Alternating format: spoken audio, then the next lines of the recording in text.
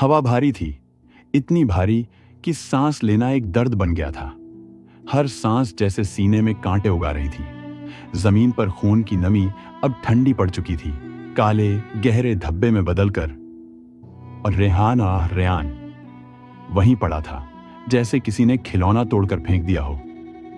उसकी आंखें आधी खुली थीं और उनमें आसमान का धुंधला प्रतिबिंब था।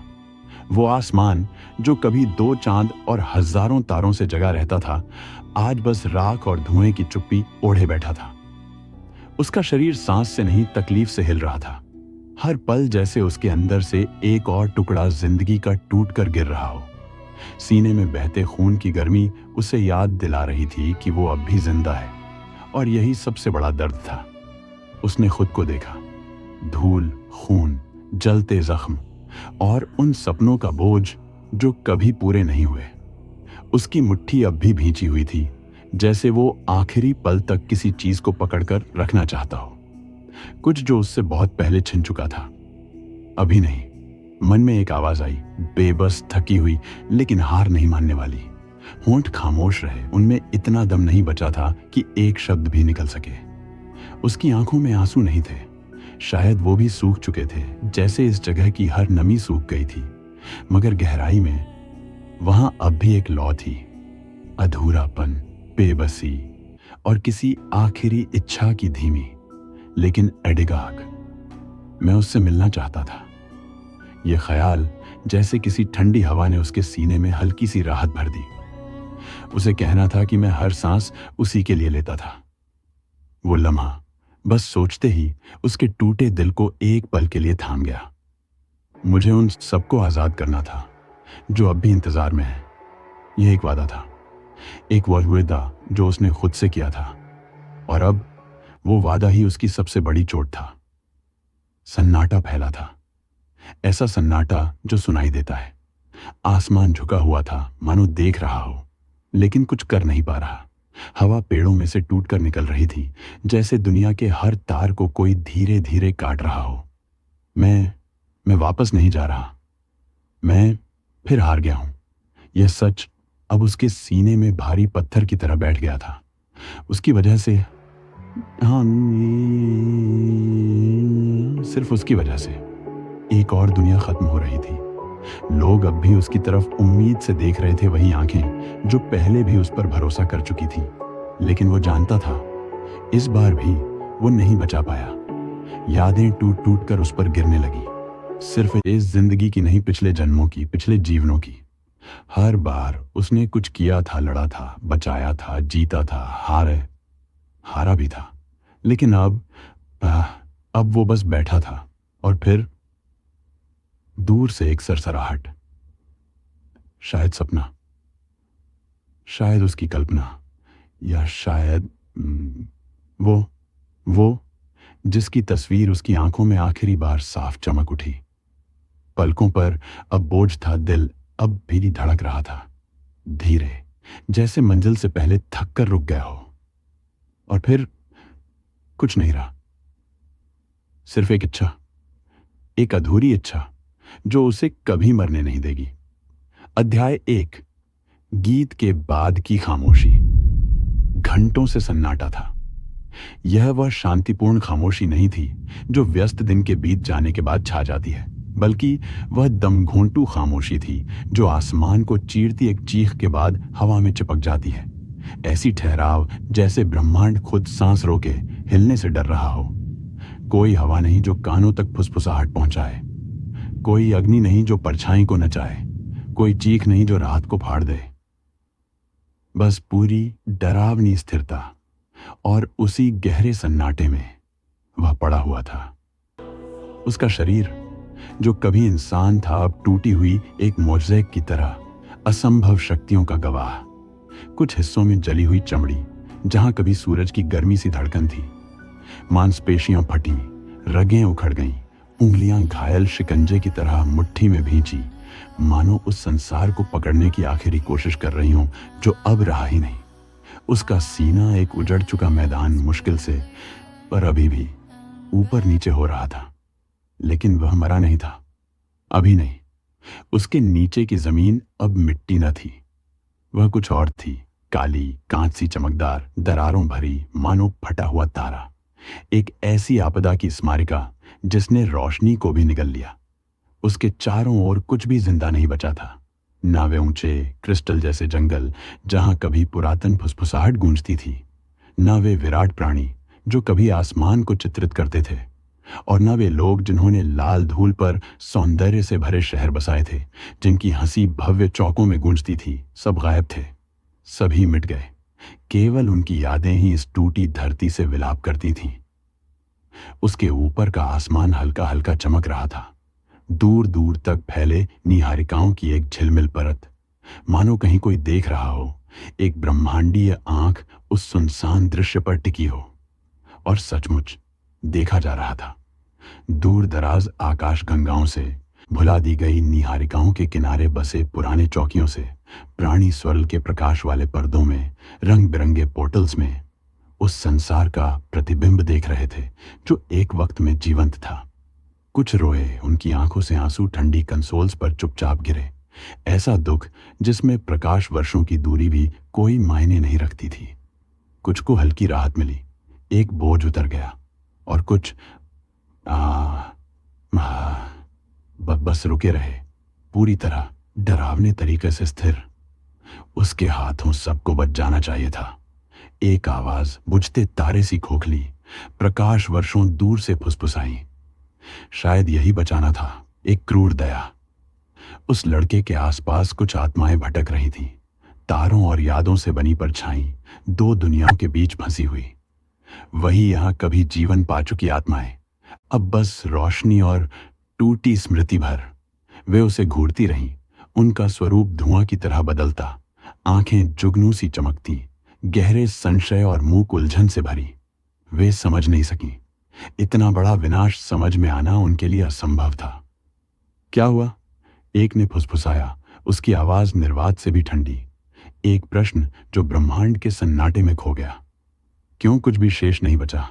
हमारे घर, हमारे बच्चे, हमारा भविष्य? उसने किया। दूसरे ने जवाब दिया, उसका रूप कंपाता, कड़वाहट और आरोप के साथ। सब खत्म कर दिया। किसके लिए? अभिमान, शक्ति।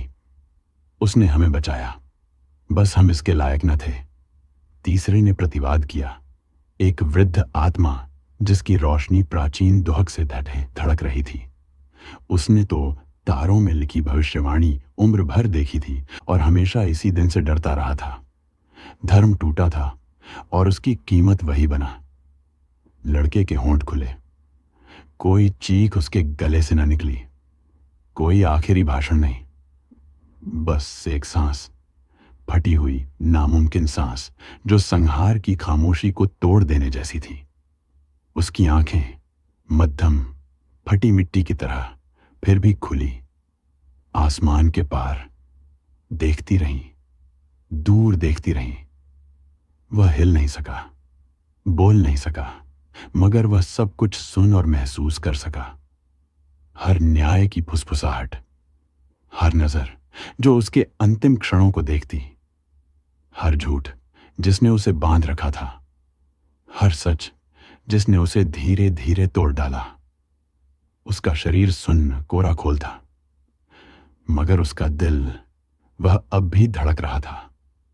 विनाश के सन्नाटे में एकाकी ढोल, अंत का प्रतिरोध। और तब वह रुक गया।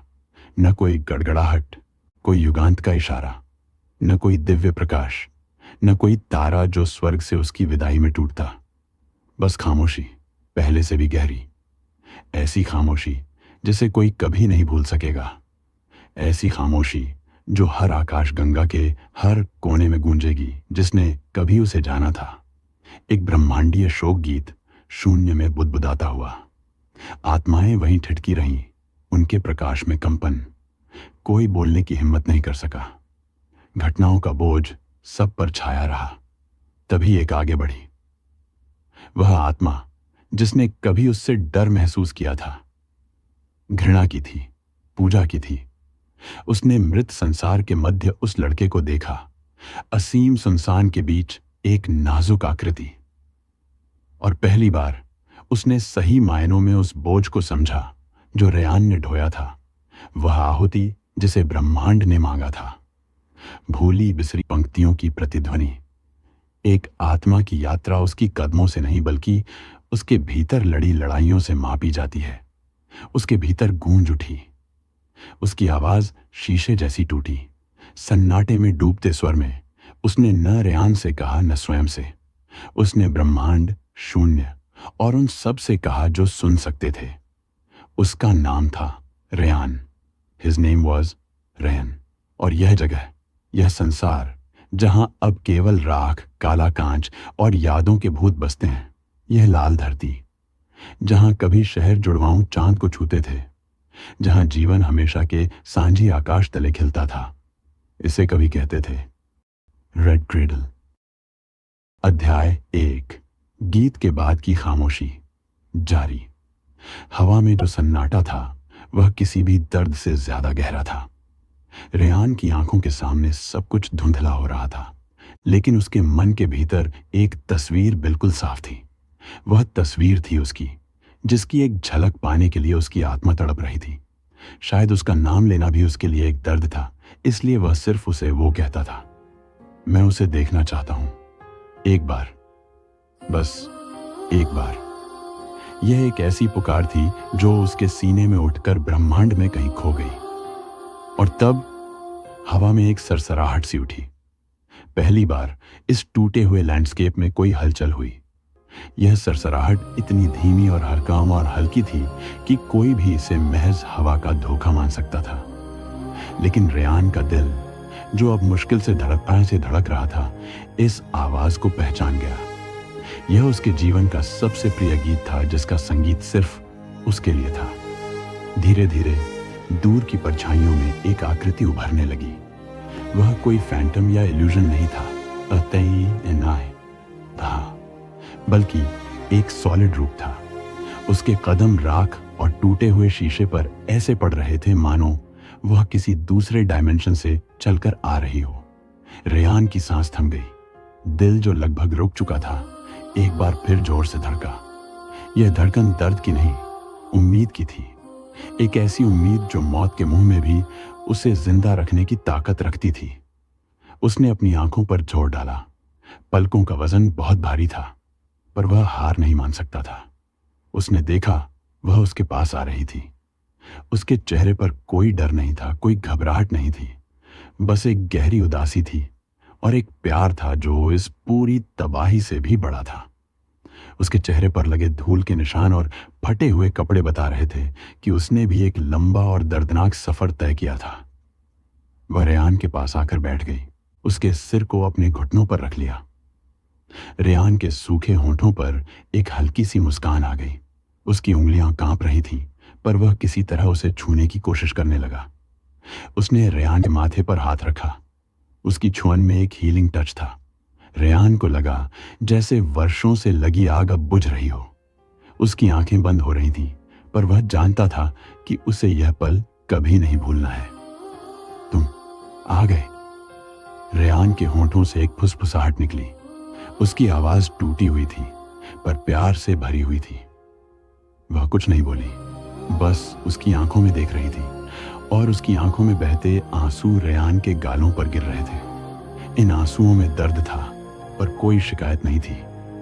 मुझे लगा था मैं तुम्हें खो दूंगा, रेयान ने फिर से कहा। उसकी आवाज अब और भी धीमी हो गई थी। तुमने कभी मुझे खोया ही नहीं था रेयान, उसने धीरे से कहा। उसकी आवाज में एक सांत्वना थी। मैं हमेशा तुम्हारे साथ थी। उसकी इन बातों में बहुत कुछ छुपा था। रेयान जानता था कि वह सिर्फ उसे प्यार नहीं करती, बल्कि उसे समझती थी। वह जानती थी कि रेयान ने यह सब क्यों किया। ये डिस्ट्रक्शन, ये तबाही, ये सब रेयान ने अपनी मर्जी से नहीं किया था। वो सब इंतजार कर रहे थे मेरा। रेयान की आंखें उस धुंधले आसमान को देख रही थीं। मैंने उन्हें निराश किया, है ना? नहीं रेयान, तुमने उन्हें निराश नहीं किया, उसने रेयान के चेहरे पर लगे खून को साफ करते हुए कहा। तुमने उन्हें आजाद किया है उस अंधेरे से, उस झूठे भविष्य से जिसमें वे जी रहे थे। उसकी इन बातों ने रेयान के मन से एक बहुत बड़ा बोझ हटा दिया। उसे लगा जैसे उसकी सांस वापस आ रही हो, हालांकि उसका शरीर अब भी जवाब नहीं दे रहा था। तुमने अपनी दुनिया को बचाने के लिए सब कुछ दिया, यहां तक कि अपनी उम्मीद भी। उसने रेयान के हाथ को अपने हाथ में लिया और उंगलियों को सहलाने लगी।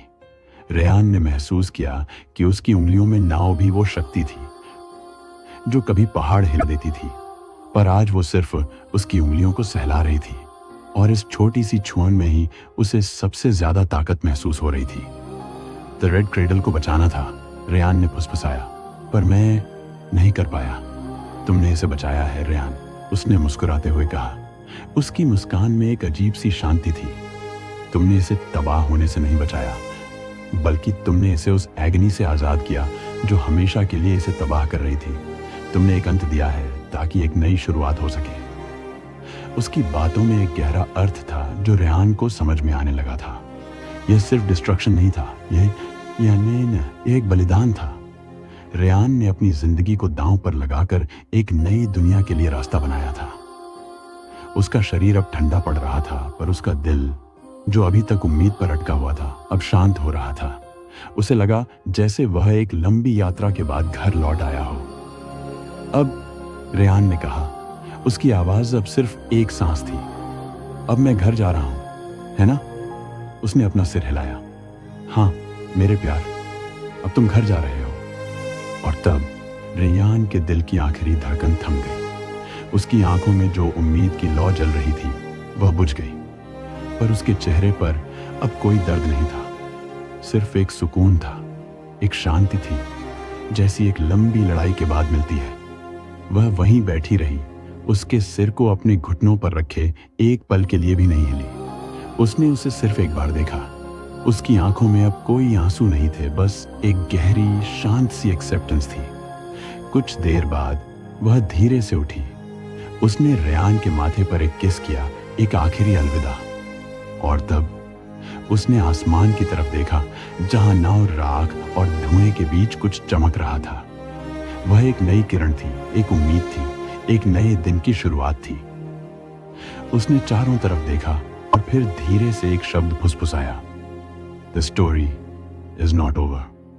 और तब वह उस राख से भरी जमीन पर खड़ी होकर एक नई कहानी लिखने के लिए आगे बढ़ गई।